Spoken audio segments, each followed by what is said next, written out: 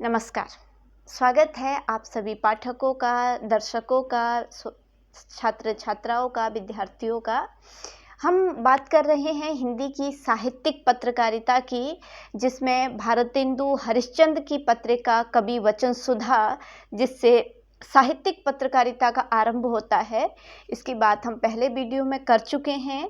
और आज हम इसी इकाई की अगली जो पत्रिका है, भारतेंदु द्वारा ही प्रकाशित हरिश्चंद्र मैगजीन की बात करेंगे।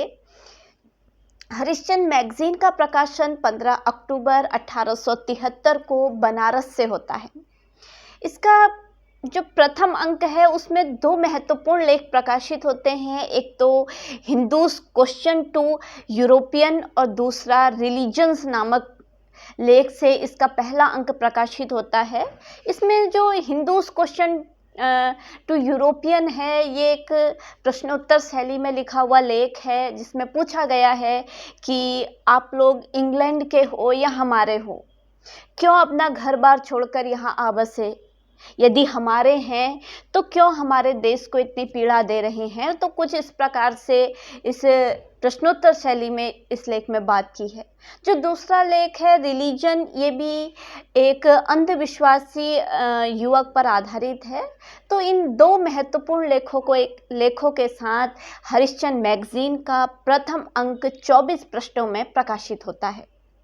बाद में हरिश्चंद्र मैगजीन के कुछ अंक 20 से लेकर 42 पृष्ठों तक प्रकाशित हुए। इस पत्रिका में साहित्य, विज्ञान, राजनीति, धर्म, पुरातत्व, इतिहास आदि विषयों के साथ साथ ही उपन्यास, कविता, हास्य, व्यंग आदि सामग्री भी प्रकाशित होती रहती थी। और विश्वास मानिए कि जो हरिश्चंद्र मैगजीन है, ये जल्द ही कवि वचन सुधा से भी अधिक लोकप्रिय हो गई थी।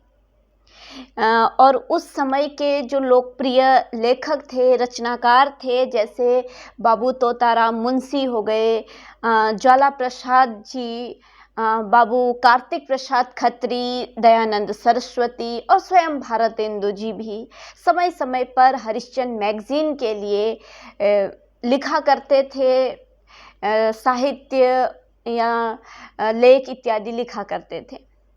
तो भारतेंदु जी ने जो अन्य पाठक, जो अन्य जैसे रचनाकार थे, जो साहित्यिक इस पत्रिका के लिए लिखते थे, उनको इन्होंने सहायक संपादक की उपाधि भी दी थी। सहायक संपादक उन्हें कहा जाता था, उनके नाम प्रकाशित होते थे।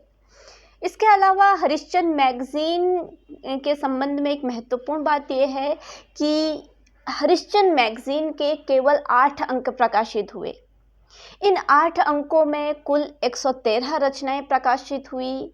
8वें अंक के बाद इस पत्रिका का नाम हरिश्चंद्र चंद्रिका कर दिया गया। आप सभी जानते होंगे कि हरिश्चंद्र मैगजीन का नाम बाद में हरिश्चंद्र चंद्रिका हो गया था।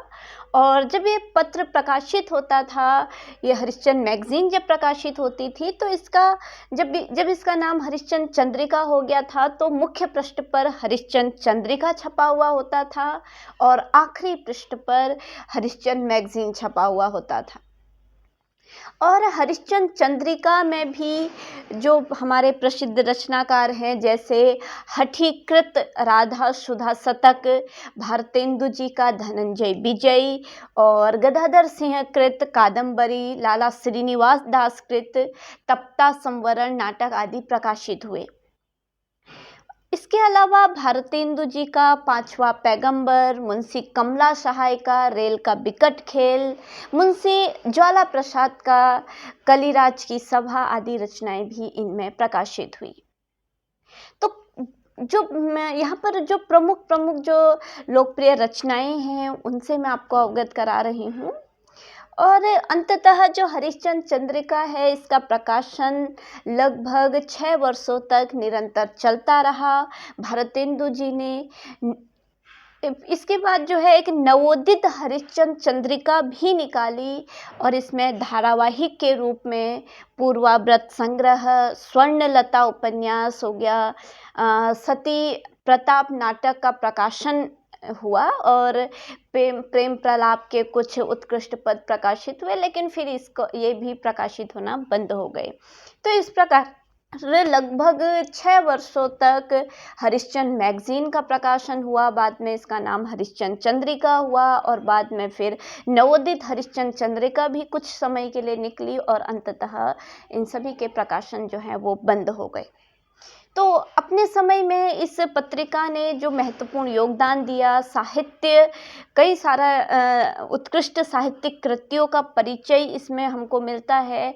जो इस पत्रिका में प्रकाशित हुए, काफ़ी लेख जो है इसमें प्रकाशित होते थे। तो इसके बाद जो है हम आगे बात करेंगे बाल बोधनी की।